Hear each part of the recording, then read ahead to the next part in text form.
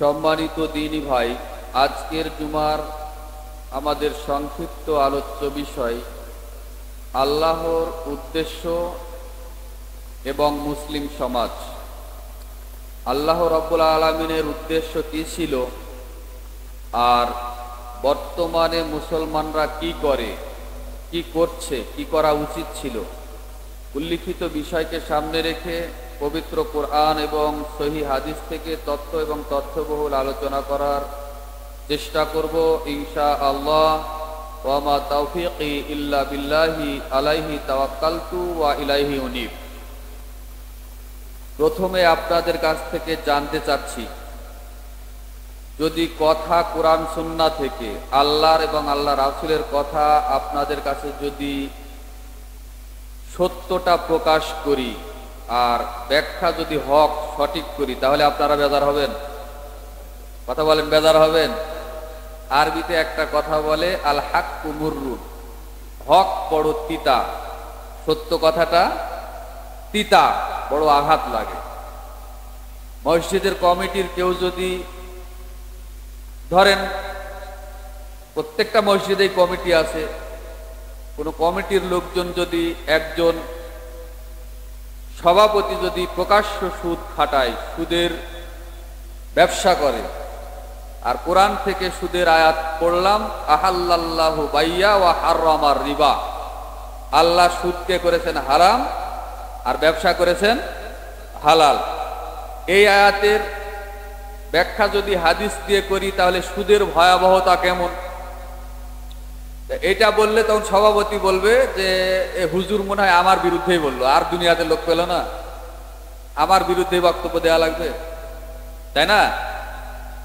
Secretary যদি সুদ ঘুষের সাথে জড়িত থাকে, হারাম কবিরা গুনাহের সাথে জড়িত থাকে, কোরআন হাদিস থেকে ওইটার ব্যাখ্যা করলে তাহলে সেক্রেটারি সাহেব মনে করে যে হুজুর মনে হয় আজকে আমার বিরুদ্ধেই বললো। এক সপ্তাহ লাগবে না, ওই ইমামকে কিভাবে তাড়াতে হবে বিভিন্ন ষড়যন্ত্র শুরু করে দেবে, তাই না? এ কারণে হক বলাও জটিল, হকটা মেনে চলাও কঠিন। সে কারণে আপনাদের থেকে আগেই মতামত নিলাম যে সত্য কথা বললে, হক কথা বললে আপনারা বেজার হবেন কিনা। বেজার হন, অসুবিধা নাই, তবুও আল্লাহু আকবার এটা আমাকে বলতেই হবে। কেননা এখানে যখন দাঁড়িয়েছি তখন একমাত্র আল্লাহ আর তার রাসূলের আনুগত্যের বাহিরে আমার যাওয়ার ইখতিয়ার নাই। কে বেজার হবে, কে খুশি হবে, ওইটা দেখার সুযোগ নাই। তো আল্লাহ রাব্বুল আলামিন আজ থেকে প্রায় ১৫০০ বছর পূর্বে পবিত্র কুরআনুল কারিমে আয়াত নাজিল করে তার উদ্দেশ্যটা কি ছিল এটা উন্মুক্ত করে দিয়েছেন। প্রশ্নপত্র আগেই ফাঁস, তাই না? আল্লাহ তো নতুন করে ওহী অবতীর্ণ করবেন না। সূরা জারিয়াতের ৫৬ নম্বর আয়াত, আল্লাহ রাব্বুল আলামিন বলেন, ওয়া মা খলাকতুল জিন্না ওয়াল ইনসা ইল্লা লিয়াবুদুন, পৃথিবীতে আমি জিন জাতি এবং মানব জাতিকে প্রেরণ করেছি বা সৃষ্টি করেছি এজন্যই যে তারা শুধুমাত্র আমি আল্লাহ আমারই ইবাদত করবে, আমার দাসত্ব করবে, এছাড়া অন্য কোনো উদ্দেশ্য মহান আল্লাহর নাই। এই পার্থিব জগৎটা, এদিকে ফলো করেন সবাই, ক্যামেরাম্যান ওটা যা করে করুক, ওর দিকে তাকিয়ে লাভ কি, আপনি আমার দিকে তাকান, ওকে কাজ করতে দেন। ভাই আপনি একটু এদিকে চলে আসেন তো, এই স্বাধীন এদিকে এগিয়ে যাও। বলছিলাম যে আল্লাহ রাব্বুল আলামিনের উদ্দেশ্য একটাই, জিন জাতি এবং মানব জাতিকে পৃথিবীতে প্রেরণ করেছেন শুধুমাত্র তারই ইবাদত করার জন্য, দাসত্ব করার জন্য, এছাড়া অন্য কোনো কাজ নেই। এটা আল্লাহ রাব্বুল আলামিনের প্রশ্নপত্র ফাঁস আগেই, নতুন করে আর তিনি কিছু বলবেন না। এরপরে আল্লাহ রাব্বুল আলামিন এই জিন জাতি এবং মানব জাতির মধ্যে যুগে যুগে এক একটা গোত্রের জন্য, এক একটা কওমের জন্য নবী রাসূল প্রেরণ করেছিলেন। যেমনটা আল্লাহ রাব্বুল আলামিন পবিত্র কুরআনুল কারীমের 16 নম্বর সূরার নাম সূরা আন-নাহল, এই নাহল সূরার 36 নম্বর আয়াত আল্লাহ রাব্বুল আলামিন বলেন, ওয়ালাকাদ বাআসনা ফি কুল্লি উম্মাতি রাসূলান আন ইবুদুল্লাহা ওয়াজতানিবুত তাগুত। আল্লাহ বলছেন যে আমি এই প্রত্যেকটা জাতির মধ্যে, প্রত্যেকটা কওমের মধ্যে একজন করে নবী এবং রাসূল প্রেরণ করেছি, এজন্যই যে তারা শুধুমাত্র আমারই দাসত্ব করবে এবং তাগুত থেকে দূরে থাকবে। এই আয়াত দ্বারা কি বুঝলেন? যে নবী এক একটা গোত্রের জন্য, একটা কওমের জন্য নবী রাসূলকে আল্লাহ রাব্বুল আলামিন প্রেরণ করতেন মাঝে মধ্যেই। কি জন্য? তাদেরকে এই আদেশ দিয়েছিলেন যে তারা, নবী রাসূলরা আল্লাহর ইবাদত করবে, আল্লাহর দাসত্ব করবে এবং তাগুত থেকে দূরে থাকবে। কোন নবী রাসূল আপনি কুরআন হাদিস রিসার্চ করে আপনি খুঁজে পাবেন না যে তারা আল্লাহর দাসত্ব বাদ দিয়ে, কালেমার দাওয়াত বাদ দিয়ে, তাওহীদের দাওয়াত বাদ দিয়ে কোন নবী রাসূল মানব রচিত কোন ধর্ম, কোন ইজম, কোন মতবাদের দিকে দাওয়াত দিয়েছে, এরকম কোরআন হাদিসের কোন নবী রাসূলকে আপনি খুঁজে পাবেন না। তাহলে নবী রাসূলকে যে নির্দেশ আল্লাহ দিয়েছেন, সাধারণ যারা ঈমানদার মুমিন নারী পুরুষ তাদের ক্ষেত্রেও প্রায় একই রকমই নির্দেশ আল্লাহ রাব্বুল আলামিন অসংখ্য আয়াতে উল্লেখ করেছেন। সময়ের ব্যবধানে আজকে মানুষ আল্লাহর উদ্দেশ্য ভুলে গেছে। আল্লাহর তাওহীদ, রাসূল সাল্লাল্লাহু আলাইহি সাল্লামের রেখে যাওয়া রিসালাত, এর বাহিরে গিয়ে মানুষ বিভিন্ন ধরনের তরিকা, বিভিন্ন ধরনের মতবাদ, বিভিন্ন ধরনের ইজম, মানুষের তৈরি করা আবেষ্টিত ধর্মে লিপ্ত হয়েছে। আল্লাহর ধর্ম ইসলাম থেকে মানুষ দূরে সরে গেছে। আপনি দেখেন বাংলাদেশের ইসলামটা অসংখ্য দল, অসংখ্য মাযহাবে বিভক্ত হয়ে গেছে। মাযহাবের নামে 4টা মাযহাব আছে: হানাফি, শাফেঈ, হাম্বলি, মালিকি। এরপরে তরিকা যদি বলেন, হকিকত, তরিকত, শরিয়াত, মারফত। এরপরে যদি পীর মুরিদির কথা বলেন, চিশতিয়া, কাদেরিয়া, নকশবন্দিয়া, মুজাদ্দেদিয়া, ওই যে আপনার কাদেরিয়া, ফুলতলি, দেওয়ানবাগি, কুতুববাগি, অসংখ্য পীর মাজারে সারা বাংলাদেশের ইসলাম সয়লাভ হয়ে গেছে। কেউ বা শাহজালালের মাজারে গিয়ে সিজদা দেয়, কেউ বা খুলনার খান জাহান আলীর মাজারে গিয়ে সিজদা দেয়, কেউ বা আবার চট্টগ্রামের বাইজিদ বোস্তামির কবরে গিয়ে সিজদা দেয়, সেখানে গিয়ে সন্তান চাই, রোগ মুক্তি কামনা করে। আবার ওই একই মানুষই এই মসজিদ ঘরে এসেও সিজদা করে। তাহলে হলো, একবার আপনি আল্লাহর দাসত্ব করছেন, একবার আপনি শয়তানের তগুদের দাসত্ব করছেন, আর মানুষ ইসলামের রাস্তা বাদ দিয়ে অসংখ্য তরিকা বেড়াজালে আবেষ্টিত হয়ে মানুষের তৈরি আইন নিয়ে যত তন্ত্র মন্ত্রের বেড়াজালে আবেষ্টিত হয়ে মানুষ আজকে ইসলাম মানার চেষ্টা করছে। লা হাওলা ওয়ালা কুওয়াতা ইল্লা বিল্লাহ। আল্লাহ রাব্বুল আলামিন যুগে যুগে নবী রাসূল প্রেরণ করেছিলেন ঠিক, কিন্তু আমাদের নবী, শেষ নবীকে পাঠানোর পরে সূরা আস-সাবা 28 নম্বর আয়াত, সূরা আম্বিয়ার 107 নম্বর আয়াত খুলে দেখেন, আল্লাহ রাব্বুল আলামিন আমাদের নবী মুহাম্মদ সাল্লাল্লাহু আলাইহি ওয়াসাল্লামকে রাহমাতুল লিল আলামিন হিসাবে প্রেরণ করেছেন, সারা বিশ্বের মানুষের জন্য রহমত স্বরূপ। বলুন সুবহানাল্লাহ। তাহলে এই নবীর আদর্শ বাদ দিয়ে, এই নবীর আনুগত্য বাদ দিয়ে মানুষ যদি মানুষের তৈরি করা মানুষের আনুগত্য করে, শয়তানের যদি, তাগুদের যদি আনুগত্য করে, তাহলে কি করে আল্লাহ তাদেরকে রেহাই দিতে পারেন?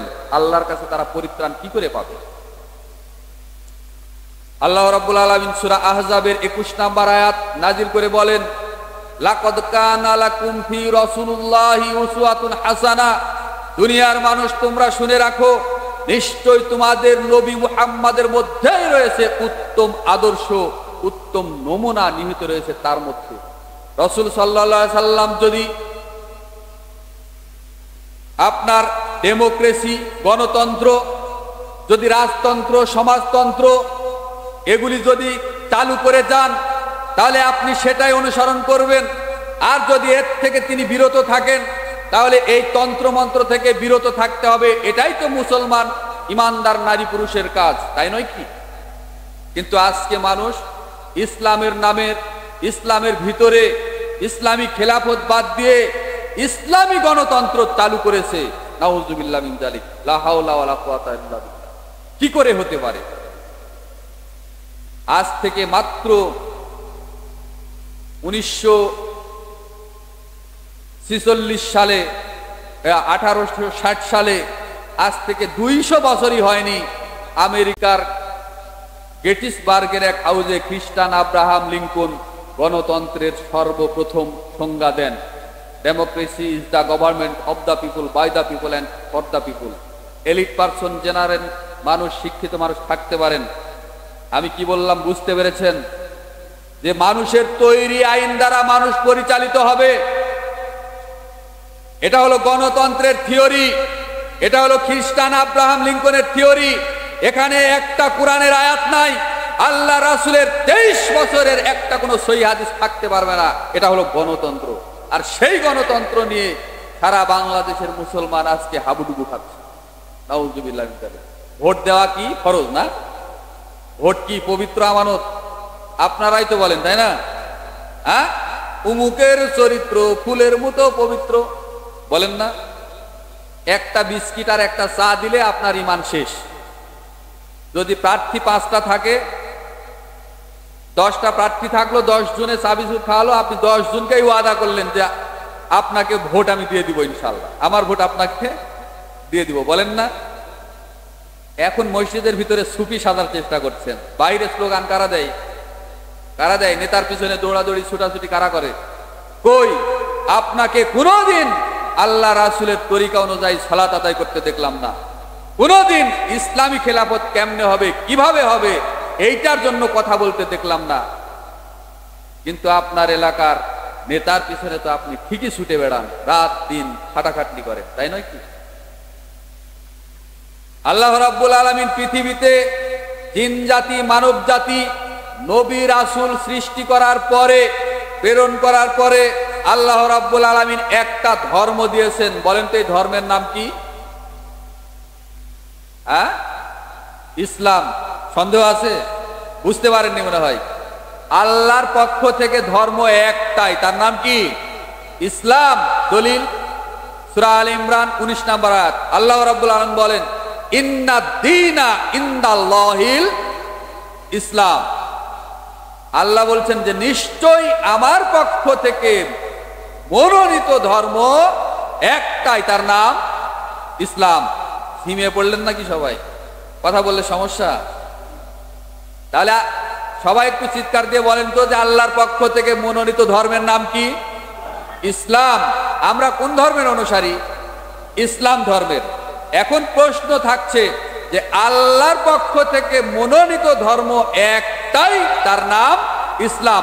এখন এই ইসলামের বাহিরে যত ধর্ম আছে, হিন্দু, বৌদ্ধ, খ্রিস্টান, প্যাগোডা, গির্জা, জৈন, ইহুদি, খ্রিস্টান, নাসারা, যত ধর্ম আছে, এগুলি বর্তমানে কুরআন নাজিলের পর থেকে আমাদের নবী সাল্লাল্লাহু আলাইহি সাল্লাম শেষ নবী আসার পর থেকে যত ধর্ম পৃথিবীতে আছে সবই মানব রচিত ধর্ম, সবই বানোয়াট, সবই ভ্রান্ত, একটাও চলবে না। তাহলে আপনি বলতে পারেন যে হুজুর অন্যান্য ধর্মের মানুষেরাও তো ভালো কাজ করে। হ্যাঁ করে, করে না? মোটরসাইকেল, মাইক্রো বাস, ট্রাক, যত বড় বড় কলকারখানা, ইন্ডাস্ট্রি, জাহাজ, ওই যে বিমান, অস্ত্র শস্ত্র যত তৈরি করা হচ্ছে, সব তো ইহুদি খ্রিস্টানরা, বড় বড় কাফের সম্প্রদায়রা তো তৈরি করে। এগুলি আবার মুসলমানরা ব্যবহার করে, করে না? ব্যবহার করে তো উপকৃত হয়। তো তাদের প্রতিদান, তাদের এই প্রযুক্তি তৈরির প্রতিদান এই দুনিয়াতে আল্লাহ তাদেরকে মান সম্মান, টাকা পয়সা, আরাম, আয়, সুখ শান্তি এই দুনিয়াতেই দেন, কিন্তু আখিরাতে তাদের কোনো অংশ নেই। যত বড় ভালো মানুষ হোক বিধর্মের, অন্য ধর্মের, ইসলাম ধর্মের বাহিরে যত ভালোই মানুষ হোক, যত গুণী মানুষ হোক, যত পরহেজগারিতা অন্য ধর্মের দেখাক, কিন্তু ওই ধর্ম ত্যাগ করে ইসলাম ধর্ম যদি গ্রহণ না করে আর আমাদের নবী মুহাম্মদ সাল্লাল্লাহু আলাইহি সাল্লামকে নবী হিসেবে না মানে, শেষ রিসালাত যদি গ্রহণ না করে, তাহলে যত ভালো ব্যক্তি হোক ওই ব্যক্তি ওই ধর্মের উপরে মৃত্যুবরণ করলে সে জাহান্নামে যাবেই যাবে, তাকে জান্নাতে দেওয়ার মতো কোনো কারো ক্ষমতা হবে না। দলিল? হুজুর আপনার কথাই চলবে না দলিল লাগবে? হ্যাঁ দলিল লাগবে। নেন, দলিল নেন। কুরআনুল কারীম খুলুন, 3 নম্বর সূরা, সূরা আলে ইমরানের 85 নম্বর আয়াত খুলে দেখুন। আল্লাহ রাব্বুল আলামিন বলেছেন, ওয়া মাইয়াবতাগি গায়রাল ইসলামি দীনান ফালা ইউকবালা মিনহু ওয়া হুয়া ফিল আখিরাতি মিনাল খাসিরিন। যে ব্যক্তি ইসলাম ধর্মের বাহিরে গিয়ে অন্য কোন ইজম, অন্য কোন তরিকায় যদি ইবাদত করে, আমল করে, আল্লাহ নিজেই বলছেন ওইটা কোশ্চিন কালেও গ্রহণ করা হবে না। ওয়া হুয়া ফিল আখিরাতি মিনাল খাসিরিন, বরং তারা কাল কিয়ামতের মাঠে পরকালে জাহান্নামে নিক্ষিপ্ত হবে। নাউযুবিল্লাহি মিন যালিক। তাহলে আল্লাহ যদি তাদেরকে জাহান্নামে নিক্ষেপ করেন, আপনার আমার করার কিছু আছে? বলেন, আপনার আমার করার কিছু আছে? কিছুই থাকবে না। রাসূলুল্লাহ সাল্লাল্লাহু আলাইহি সাল্লাম তিনি নিজেও বলেছেন, আবু হুরায়রা রাদিয়াল্লাহু তাআলা আনহু হতে বর্ণিত, তিনি বলেন রাসূলুল্লাহ সাল্লাল্লাহু আলাইহি সাল্লাম বলেছেন, ওয়াল্লাযী নাফসু মুহাম্মাদিন বিয়াদিহি, ওই সত্তার কসম করে বলছি যার হাতে আমি নবী মুহাম্মাদের জীবন নিহিত রয়েছে, ওয়ালা নাসরানিয়ুন ওয়া ইয়াহুদিয়ুন ওয়ালা নাসরানিয়ুন লা ইয়ামুতু, ওই ব্যক্তি ইহুদি হোক, খ্রিস্টান হোক, আমি শেষ নবী হিসাবে পৃথিবীতে এসেছি এবং আমার রিসালাত নিয়ে এসেছি, এই ইসলামের মধ্যে যদি তারা দীক্ষিত না হয়, যদি না আসে, আর আমি নবীকে যদি শেষ নবী হিসাবে না মানে, আমার রিসালাতের উপরে যদি ঈমান না এনে মৃত্যুবরণ করে, তাহলে সে জাহান্নামে যাবেই যাবে, ও জান্নাতে যেতে পারবে না। মিশকাতুল মাসাবি কিতাবুল ঈমান অধ্যায় প্রথম খণ্ড খুলে দেখেন 10 নম্বর হাদিস। এই হাদিসটি সহিহ মুসলিমের মূল হাদিস, সহিহ মুসলিমের পাবেন 153 নম্বর হাদিসে। সম্মানিত দ্বীনী ভাই, বলছিলাম তাহলে ইসলামের বাহিরে যত ধর্ম আছে, যত তরিকা আছে, যত মানব রচিত ধর্ম আছে, পৃথিবীতে প্রায় 4000 মানব রচিত ধর্ম আছে, একটা কোন ধর্মের মানুষ কাল কিয়ামতের মাঠে জান্নাতে যেতে পারবে না, ওরা সবাই জাহান্নামে যাবে। আরে শুধু ইসলাম কবুল করলেই, আমরা যে মুসলমান, আমরা ইসলাম ধর্মের মানুষ, ইসলাম কবুল করেছি, ইসলাম কবুল করার পরেও আমরা কেউ নিশ্চিত গ্যারান্টি দিয়ে বলতে পারবো যে আমরা জান্নাতে যেতে পারবো? কথা বলেন, পারবো? আরে সারা জীবন সালাত আদায় করার পরেও এক শ্রেণীর সালাত আদায়কারী, এক শ্রেণীর নামাজি মানুষই ওয়াইল নামক জাহান্নামে যাবে। কোথায় যাবে? ওয়াইল নামক জাহান্নামে যাবে। দলিল সূরাতুল মাউন, সূরা মাউন আপনারা সবাই জানেন। আল্লাহ বলছেন 4 নাম্বার এবং 5 নাম্বার আয়াত খুলে দেখেন। আল্লাহ বলছেন, ফাওয়াইলুল লিল মুসাল্লিন আল্লাযীনা হুম আন সালাতিহিম সাহুন, ধ্বংস হবে ওই সমস্ত নামাজীরা যারা তাদের নিজেদের নামাজ সম্পর্কে উদাসীন। তাহলে এরা হলো ওয়াইল নামক জাহান্নামে নিক্ষিপ্ত হবে। তাহলে সারা জীবন মুসলমান হওয়ার পরেও, ধর্ম ইসলাম হওয়ার পরেও, সারা জীবন মসজিদে জামাতে সালাত আদায় করার পরেও ওই মানুষরা কেন জাহান্নামে নিক্ষিপ্ত হবে? কেননা আল্লাহ রাসূলের তরিকা অনুযায়ী, আল্লাহ রাসূলের শিখানো পদ্ধতিতে সালাত আদায় করেনি, উযু জানে না, নামাজ তো বহু দূরের কথা। 95% মানুষের উযুই ঠিক নাই, উযুই জানে না, উযুর পরে কোন দোয়াগুলো পড়তে হবে সেটাও জানে না, ওর নামাজ হবে কি করে? অথচ রাসূলুল্লাহ সাল্লাল্লাহু আলাইহি সাল্লাম বলেছেন, সালাত হলো 3 ভাগের 1 ভাগ। আত-তুহুরুন সুলুসুন, উযু হলো সালাতের 3 ভাগের 1 ভাগ। ওয়া রুকুউস সুলুসুন, রুকু হলো সালাতের 3 ভাগের 1 ভাগ। ওয়া সুজুদুস সুলুসুন, সিজদা হলো 3 ভাগের 1 ভাগ। তাহলে উযু, রুকু, সিজদা, এই 3টা যদি ঠিকঠাক মতো কোনো মুসল্লি আদায় করে, সূরা কিরাত তো আছেই, যদি ঠিকঠাক মতো আদায় করে তাহলে ওর সালাত পরিপূর্ণ হবে। তাহলে সালাতের 3 ভাগের 1 ভাগ হলো কি বলেন তো? সালাতের 3 ভাগের 1 ভাগ উযু।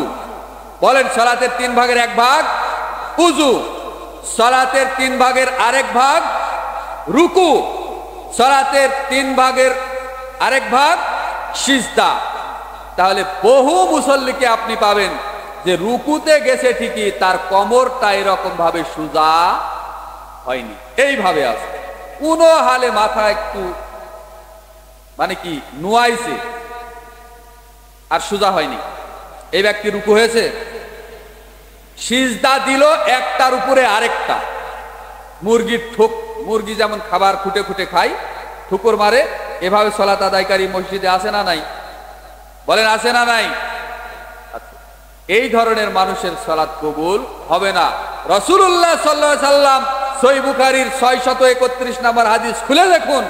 রাসূলুল্লাহ সাল্লাল্লাহু আলাইহি সাল্লাম বলেছেন, সাল্লু কামা রাআইতুমুনি উসাল্লি, তোমরা ওইভাবেই সালাত আদায় করো যেভাবে তোমরা আমাকে সালাত আদায় করতে দেখছো।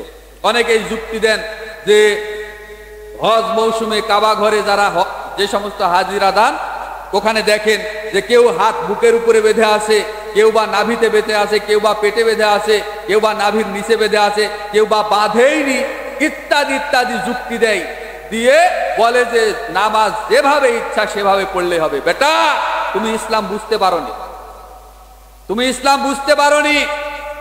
নামাজ যেভাবে ইচ্ছা ওইভাবে পড়লে যদি নামাজ কবুল হতো, তাহলে আল্লাহ পবিত্র কুরআনুল কারীমের সূরা মাউনের 4 নাম্বার 5 নাম্বার আয়াতে কেন বললেন ফাওয়াইলুল লিল মুসাল্লিন আল্লাযীনা হুম আন সালাতিহিম সাহুন? ধ্বংস হবে, জাহান্নামে যাবে ওই সমস্ত নামাজীরা যারা তাদের নিজেদের নামাজ সম্পর্কে উদাসীন। বলেন কেন যাবে? ওয়াইল নামক জাহান্নামে নামাজীরাই যাবে। কেন যাবে?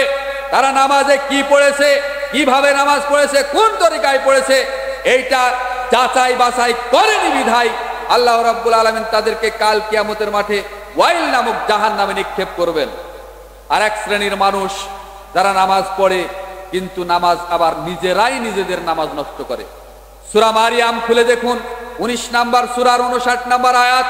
আল্লাহ রাব্বুল আলামিন বলেন, ফা খলাফা মিন বাদিহিম খলফুন আযাউস সালাত ওয়াত্তাবাউশ শাহওয়াত ফাসাউফা ইয়ালকাউনা গায়্যা।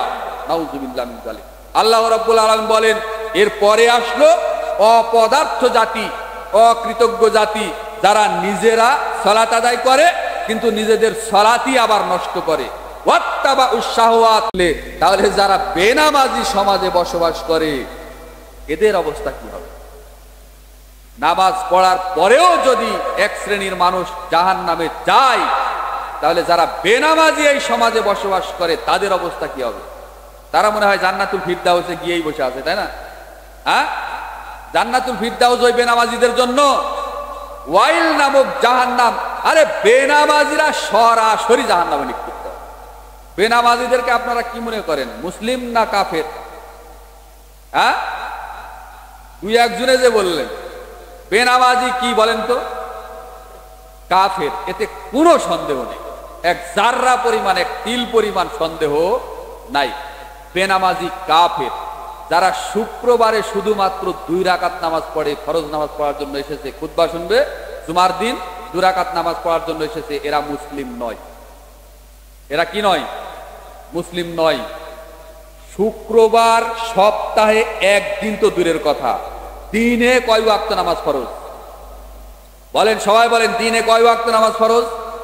5 ওয়াক্ত নামাজ ফরজ। কোন মানুষ যদি 4 ওয়াক্ত ফরজ সালাত আদায় করে, 1 ওয়াক্ত ইচ্ছে করে পরিত্যাগ করে, ওই ব্যক্তিও মুসলমান নয়। আগেই বলেছিলাম আপনাদেরকে খুতবার শুরুতে যে আল হাক্কু মুররুন, হক বড় তিতা, আপনার গায়ের উপর দিয়ে যাচ্ছে। এখন মনে হয় যে আপনাকে এখন কেটে ব্লেড দিয়ে চিরে লবণ মরিচ লাগানো আপনার অনেক ভালো এই ফতুয়া শোনার থেকে, তাই না? দেখেন, আল্লাহর কসম, ফতুয়া আমার নয়। ফতুয়া কার নয়? আমি মুহাম্মদ সোহেল বিন মকবুল, আমার ফতুয়া নয়, ফতুয়া আল্লাহর। ফতুয়া তার নবী মুহাম্মদ সাল্লাল্লাহু আলাইহি সাল্লামের। সহিহ মুসলিম 82 নাম্বার আয়াত, 82 নাম্বার হাদিস খুলে আপনি পড়েন। রাসূলুল্লাহ সাল্লাল্লাহু আলাইহি সাল্লাম বলেছেন, ইন্না বাইনার রাজুলি ওয়াল কুফরি ওয়াশ শিরকু তারকুস সালাত। আল্লাহর বান্দা, ইমানদার মুমিন মুসলমান, আর কাফেরের মধ্যে পার্থক্য হলো একটাই, সেটা হলো সালাত পরিত্যাগ করা। যে ব্যক্তি 5 ওয়াক্ত সালাতের হেফাজত করে, আদায় করে, এ ব্যক্তি মুসলিম। আর এর বাহিরে যারা আছে বেনামাজি, তারা হলো কাফের, ডাইরেক্ট বেনামাজি কাফের, এতে কোনো সন্দেহ নেই। সহিহ মুসলিমের 82 নম্বর। তাহলে 5 ওয়াক্ত সালাত, ফরজ সালাতের হেফাজত করার দরকার আছে না নাই? আছে। বলেন আছে না নাই? আপনাকে একটু আগে বাড়াই। আল্লাহ আমাদের যারা এই মসজিদে আজকে যারা সালাত আদায়ের জন্য, খুতবা শোনার জন্য যারা ঢুকেছে, যারা শুনলো 5 ওয়াক্ত ফরজ সালাত আদায় করা ওয়াজিব, জরুরি মুসলমানদের উপরে, আল্লাহ তুমি আমাদের সবাইকে মৃত্যু পর্যন্ত 5 ওয়াক্ত ফরজ সালাতের হেফাজত করার তৌফিক দান করো। আমরা সবাই বলি আমিন ইয়া রাব্বুল আলামিন। বলছিলাম আল্লাহ রাব্বুল আলামিন ইসলাম ধর্ম মনোনীত করেছেন, একটাই ধর্ম।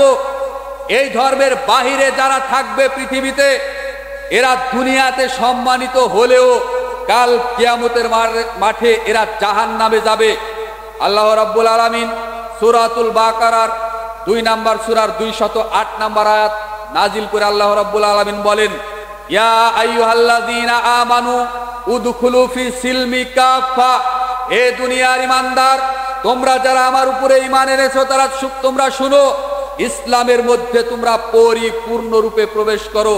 ওয়ালা তাত্তাবিউ খুতুওয়াতিশ শাইতান, শয়তানের পদাঙ্ক অনুসরণ করো না। ওয়ালা তাত্তাবিউ খুতুওয়াতুশ শাইতান ইন্নাহু কানা লাকুম আদুউম মুবিন। নিশ্চয় শয়তান তোমাদের জন্য প্রকাশ্য দুশমন এবং শত্রু। সূরা বাকারা খুলে দেখেন 208 নম্বর আয়াত। আল্লাহ রাব্বুল আলামিন, এখন এই মসজিদের মুসল্লি আপনি যদি নিজেকে ঈমানদার মনে করেন, নিজেকে যদি মুসলিম বলে দাবি করেন, তাহলে আল্লাহ রাব্বুল আলামিন আপনাকেই ডাক দিয়েছেন। আল্লাহ রাব্বুল আলামিনের ভাষাটা বোঝার চেষ্টা করবেন। আল্লাহ রাব্বুল আলামিন বলেছেন, ইয়া আইয়ুহাল্লাযীনা আমানু, এ ঈমানদারগণ, যারা তোমরা আমার উপরে ঈমান এনেছো, উদখুলু ফি সিলমি কাফা, ইসলামের মধ্যে পরিপূর্ণরূপে প্রবেশ করো। ওয়ালা তাত্তাবিউ খুতুওয়াতিশ শাইতান, শয়তানের পদাঙ্ক অনুসরণ করো না। তারপর কি? ইন্নাহু লাকুম আদুউম মুবিন, নিশ্চয় শয়তান তোমাদের জন্য প্রকাশ্য দুশমন এবং শত্রু।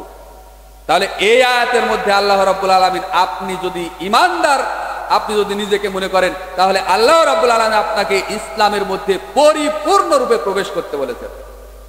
অর্ধেক প্রবেশ করবেন, সালাত আদায় করবেন আল্লাহ রাসূলের তরিকায়, পরিবারে পর্দা থাকবে না, এটা হবে না। আপনি সিয়াম পালন করবেন, আপনার হারাম পথে উপার্জন করবেন, এটা হবে না। আপনার ব্যক্তিগত জীবনে, আপনার পারিবারিক জীবনে, আপনার সামাজিক জীবনে, আপনার রাষ্ট্রীয় জীবনে, সব জায়গাতে পুঙ্খানুপুঙ্খ পরিপূর্ণরূপে ইসলামের মধ্যে প্রবেশ করতে হবে।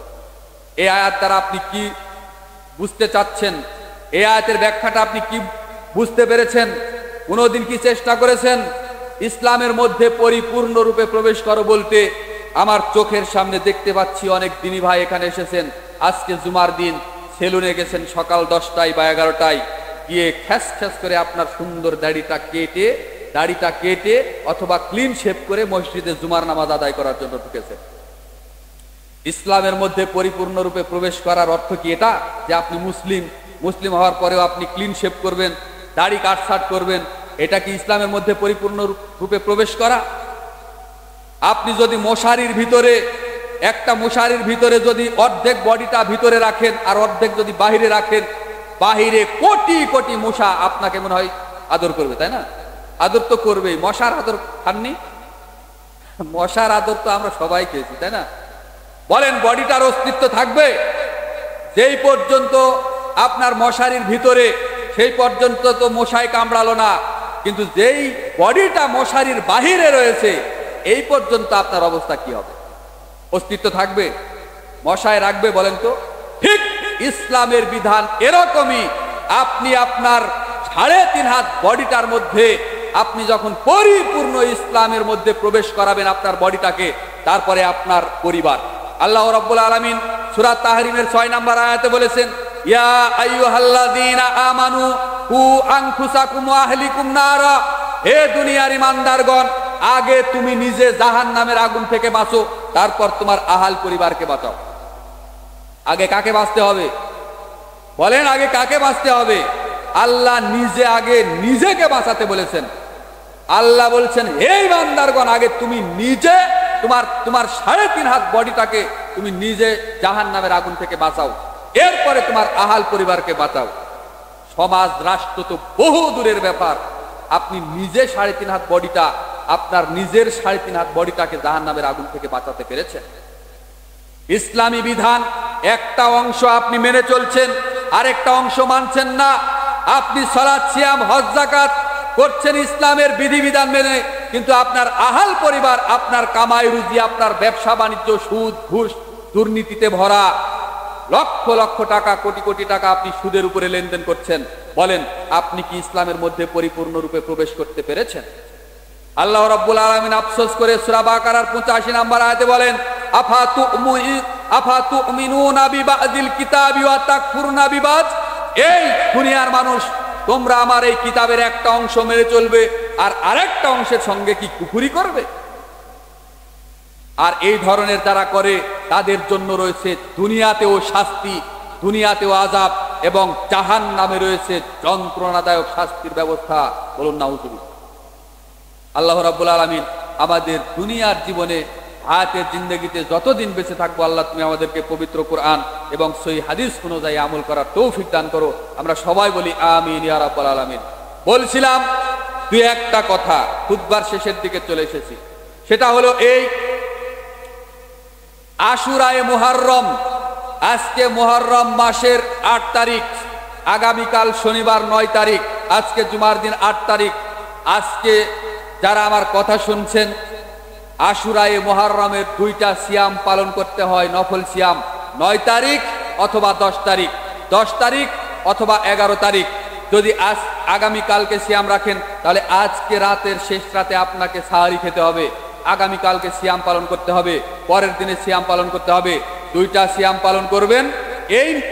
এই মসজিদের সম্মানিত ইমাম, আমার শ্রদ্ধেয় বড় ভাই জিয়াউর রহমান ভাই, উনাকে ফোন করে আপনারা প্রয়োজনে জেনে নেবেন যে কখন সিয়াম পালন করতে হবে।